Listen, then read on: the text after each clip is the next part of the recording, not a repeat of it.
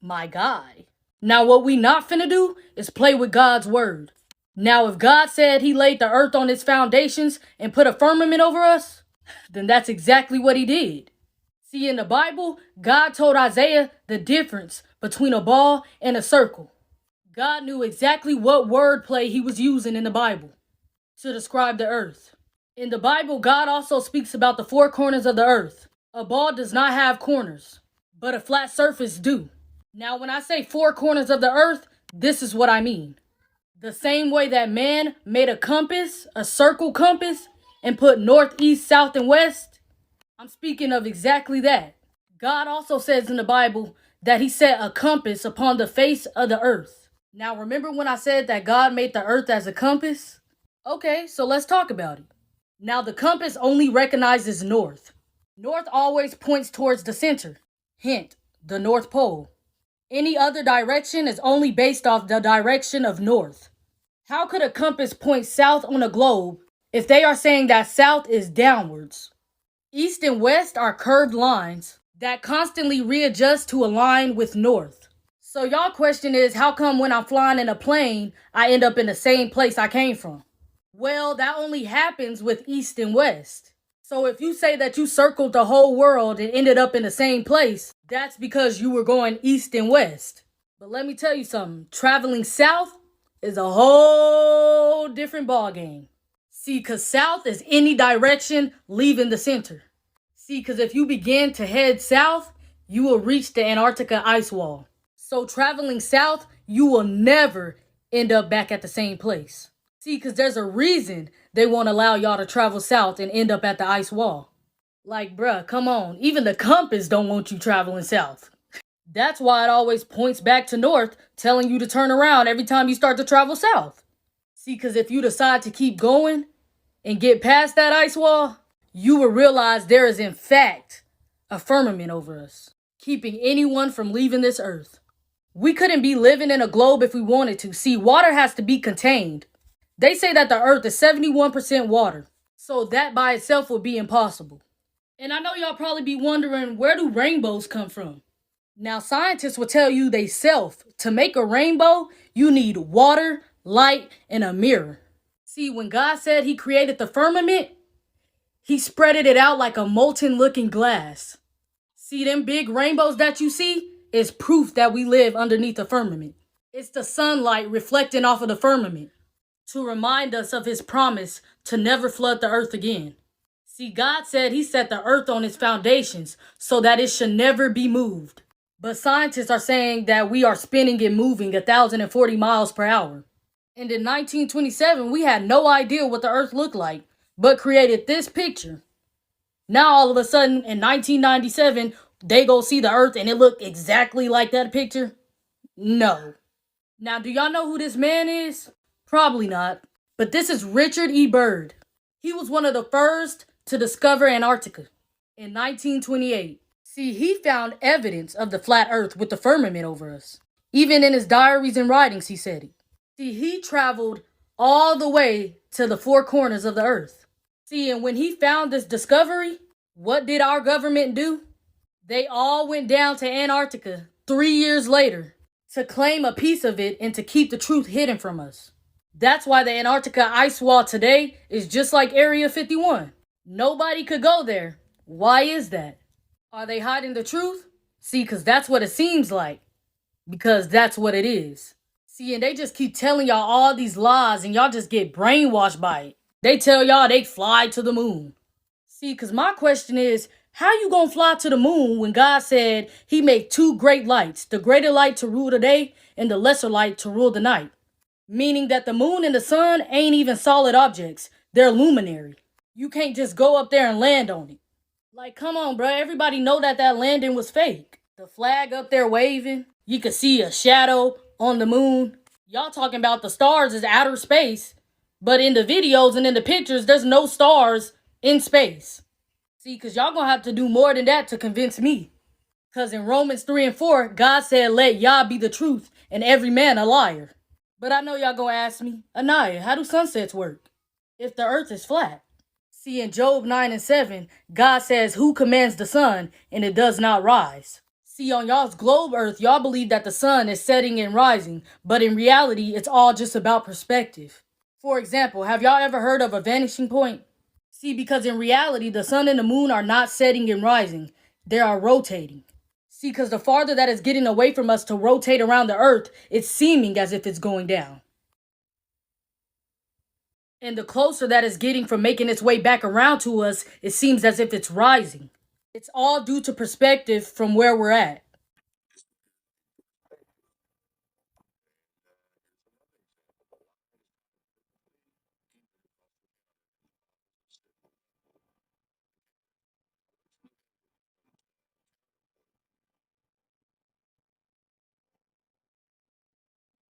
Okay, so y'all like, yeah, nah, I mean, that sound good. But how do seasons work then? See, what I need y'all to know is that the sun and the moon are actually closer than what they are telling y'all. The sun and the moon are inside the firmament with us. See, electromagnetism actually perfectly explains how the sun and the moon rotates on Earth. See, the sun and the moon are not rock or gas, they're light sources. Now, these light sources are in the shape of a disk that rotate the Earth like a clock, but in a coil-like spiral, dictating the seasons and the climate as it goes. See, now when the sun is beyond the equator ring, the northern hemisphere experiences summer, and the southern hemisphere experiences winter. Inversely, when below the equator ring, the southern hemisphere will experience summer, and the northern hemisphere will experience winter. They got y'all thinking that there's life beyond the earth. There is no space, there is no other planets out there. God says he sits at the top of the firmament. Those planets that y'all are seeing in those telescopes, those are called wandering stars. All of these are light sources. They are not solid objects. Alright, Anais, so how does a solar eclipse work on a flat earth? And why can't we see stars during an eclipse of the sun and the moon? See, God says in eclipses the sun will be turned to darkness and the moon to blood before the coming of the great and glorious days of the Lord. As so, see, a solar eclipse happens when the sun and the moon decides to rotate over each other.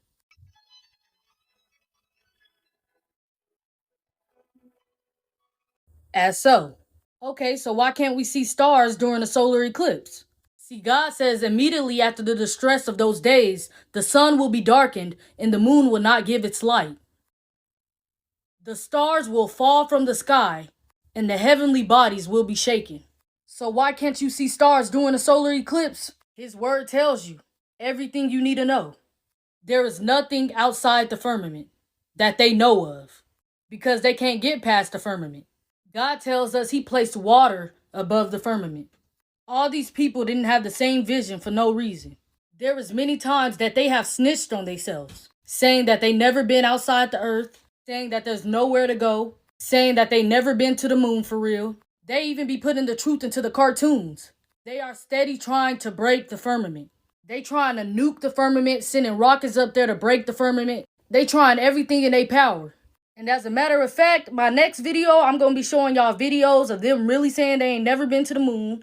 I'm going to be showing y'all videos of them trying to nuke the firmament, them trying to send rockets to the firmament, and even putting hidden truth into these cartoons and movies. These people know exactly what they are doing, and they know exactly what the firmament is. I'm telling y'all, that's exactly the reason why we can't go to the Antarctica ice wall. You can't fly over it. You can't do nothing. They don't want you seeing nothing, knowing nothing. Because they know once we find out that there is an end to this earth, that we gonna know the Bible is the true history of this world. And I want y'all to know that there is no other planets outside of this firmament. When God said he created the earth, I'm pretty sure he would have said I created Saturn, Mars, Neptune, and Venus. He calls those wandering stars. And I want to tell y'all so bad what stars are, but y'all can just see it in the next video because I don't have time to actually explain it right now because I only have 10 minutes on TikTok. But when I tell y'all the truth about stars, it's going to blow y'all mind. See, because what I want y'all to know is back in the day in them old Bibles, before all the wordings was getting changed into their own interpretation, in 2 Samuel 11:11, it said that the earth was flat. But that was before they started changing everything, so people wouldn't know the truth. And that's why God said those who took away from his word and added to his word will be greatly punished. So the whole point to this video is, Let Yah be the truth, and every man. Y'all, I am freaking out right now. There's a lot of unexplained things going on in the ocean right now. Hold on real quick. I do not trust them. Just watch this real quick for me. You get to Mars by going through the ocean. You can't get to the bottom of the ocean because outer space is the ocean. Now, what she just said just blew my mind. Now, there's a situation called the firmament. So we know that water is all around us. And it is said that this dome divided the sea into upper and lower sections. You can't cancel this out because they still haven't discovered 80% of the sea. Early civilizations believed that the ocean and the stars above were linked. I mean, just look. Mayan, Norse, Hindu, Hebrew, all of them. Now, we already know what spacesuits look like, but they look exactly like sea suits. I know once in your life you've heard of the Bermuda Triangle. Planes and people going missing in the ocean. There are black holes in the ocean. And I just know once in your life you've heard about sea monsters.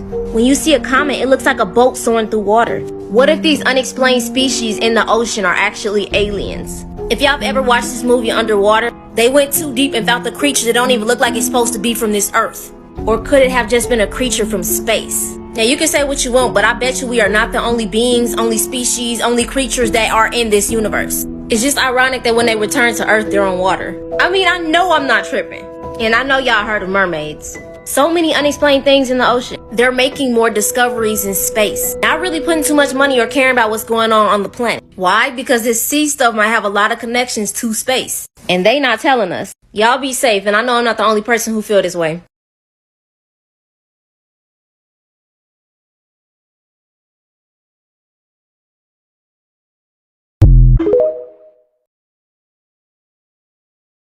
Okay, stop scrolling. I'm about to prove to you we live on this and not on this. And also, at the same time, prove to you that God's word is true and accurate. First of all, they got us believing that these rockets are leaving Earth, when in fact they can't because of this, the firmament. And here's the proof. Let me introduce y'all to Werner von Braun, which is known as the father of NASA. He also helped develop the Saturn V rocket, which allegedly took Apollo 11 to the moon. On his grave, he quoted a Bible verse, Psalms 19:1. Psalms 19, verse 1. The heavens declare the glory of God, and the firmament showeth his handiwork. And the Hebrew translation for firmament is extended surface, solid expanse. The vault of heaven or firmament regarded by Hebrews as solid and supporting the waters above it. We take a look at the book of Job, chapter 37, verse 18. Hast thou with them spread out the sky, which is strong, and as a molten looking glass. So the firmament that is supporting the waters above is literally made out of glass. Anyways, have you guys noticed when they launch these rockets, they never go straight up, they always curve? And it almost looks like they're taking the shape of the firmament. I mean, we can see it in Disney's logo. Werner von Braun and Walt Disney were best friends. It also has a little strange pattern going through it. Isaiah 40:22, is it he that sitteth upon the circle, not ball, of the earth, and the inhabitants thereof are as grasshoppers, that stretcheth out the heavens as a curtain, and spreadeth them out as a tent to dwell in.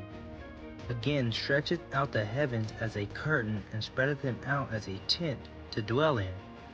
Here's a test. Would you say this looks like a circle and a tent to dwell in? Or this looks like a circle and a tent to dwell in? Let me know what y'all think about this in the comments. God's word is true. He wants a relationship with you and not a religion. Anyways, like, follow, and share for more. And like always, God bless. Y'all are not gonna believe what I just found out about. Thanks to this comment, I went into the rabbit hole of the mega ocean. When I tell you guys, it is so clear at this point that space is at the bottom of the ocean. Like, you know what? Let's just get into it. Pause. TikTok, this is for entertainment purposes only. Alright, so let me give you the tea. Apparently, in 2014, researchers found a bunch of water 430 miles below the Earth's surface. Y'all want to know how much water they found? 3 times the amount of water that is on Earth. The Earth is 71% water, y'all. 71%. So just imagine how much water that is. They also said the water is not a liquid, solid, or gas. It takes a fourth form that is unexplainable. That sounds a little fishy. If you've been watching my channel, you know that we have open minds here. We talk all about the things unknown, including things like space actually being under the water because of the firmament that God placed above us, which basically is like a dome, and the fact that space may not really exist as we know it. I truly believe that space is at the bottom of the ocean. I mean, it's kind of funny that NASA originally was exploring the ocean, but then switched to space exploration out of nowhere. And it also explains why so much of the ocean is undiscovered and completely unreachable by humans, because aliens are demons and we were never meant to go that low. Guys, you cannot convince me otherwise. And now scientists are telling us that there is a huge body of water under our already big body of water that's on the Earth. The math is just not mathing. If we don't know what the heck is in our oceans here on the Earth's surface, I don't even want to know what could possibly be in a mega ocean. Guys, I'm really starting to think that the megalodon, the kraken, all of these things are light work compared to what's really roaming these waters. Because what? And you're gonna have to open your mind a little for what I'm about to say next. You know how we've been talking about the Leviathan, the colossal sea dragon that's said to live in the ocean? A lot of people in my comments are like, okay, well, if it's that big, where could it possibly hide? Even if it's at the bottom of the ocean where we can't explore, there has to be some kind of sign that it's there. I've told you guys about the US detonating 40-ton bombs randomly after the anomaly popped up. Told you guys about the water heating up and how the Bible describes the Leviathan as being able to do just that. I've told you guys about the sea life becoming aggressive and seeming like it's running away from something. But if that's not enough, what if they actually aren't telling us the truth? The water under the water is actually liquid, and that's where the Leviathan is hiding. I don't know. It could be a reach. It sounds like a reach, right? But y'all know that we yap on this channel, so let's talk about it. As always, make sure you like and follow and comment down below what you think.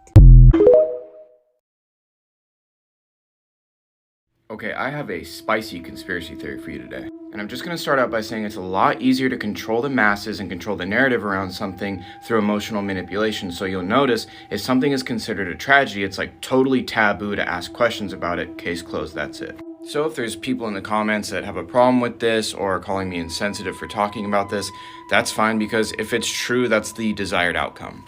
Anyways, this is the crew of the 1986 Challenger space shuttle mission. Infamously, on January 28, 1986, the space shuttle exploded right after takeoff. The disaster was broadcast on live television to 40 million viewers. Two men, Bob Eberling and Roger Boisjolly, worked tirelessly to warn NASA about an issue with the shuttle's O-rings, making calls and warning anyone that would listen going all the way back to October the prior year. They warned that if these O-rings were used on a launch on a day that was below 40 degrees Fahrenheit, that there would be a catastrophe. But of course, no one listened, which automatically kind of makes me think they wanted the catastrophe to happen. Roughly 80 seconds after the launch, the shuttle exploded and all 7 crew members lost their lives. This is Judy Resnick, an engineer and pilot aboard the Challenger mission. In 2013, an eagle-eyed internet user found Judith Resnick, a law professor at Harvard Law School. Some people were a little taken aback by the identical name, age, and likeness, so they started digging. This is Michael J. Smith, also an engineer and pilot aboard the Challenger shuttle, who passed away that fateful day in 1986 at the age of 39 years old. This is Dr. Michael J. Smith, professor of engineering at the University of Wisconsin. This is Sharon Krista McAuliffe, arguably one of the most famous things about the Challenger mission. She was supposedly just a teacher that was picked at random to be one of the astronauts, which made it all the more tragic when she passed away due to the Challenger disaster in 1986. This is Sharon A. McAuliffe, also a law professor who received her degree shortly after the Challenger disaster. Dick Scobie was the commander of the mission. Here's Commander Dick Scobie next to Richard Scobie, the CEO of Cows and Trees. Here's his company's original logo. It's a cow, but it's not in a tree. It's strapped to a rocket, and Gee, that jet stream kind of looks familiar. In fact, just in case I wasn't making it clear, the top picture is the Challenger ship shortly after exploding.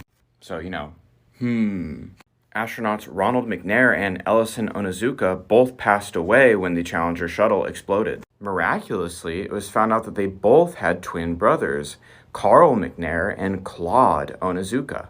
But ancestry searches were done for both Carl and Claude, and there was no birth records found. And the odds of 2 sets of identical twins in a crew of 7 are astronomical. But that's just a theory. Rest in peace to the crew of the Challenger space shuttle mission.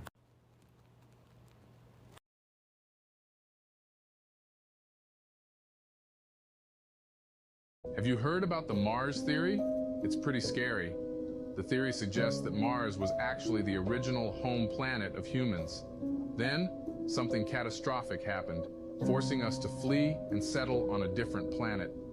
The idea is that there was once an advanced civilization on Mars, and the planet's environment, including its atmosphere, was once suitable for human life. What adds to the credibility of this theory is the presence of an element called xenon on Mars. On Earth, xenon is typically found only after a nuclear explosion, which is the most mind-blowing part. So the theory speculates that nuclear warfare might have devastated Mars, but some people managed to escape just in time, landing on Earth and having to start civilization from scratch. This could also explain why humans are the only species with such a high level of consciousness, because we might actually be aliens. The most frightening aspect of this theory is the possibility that history could repeat itself, especially now that so many countries possess nuclear weapons.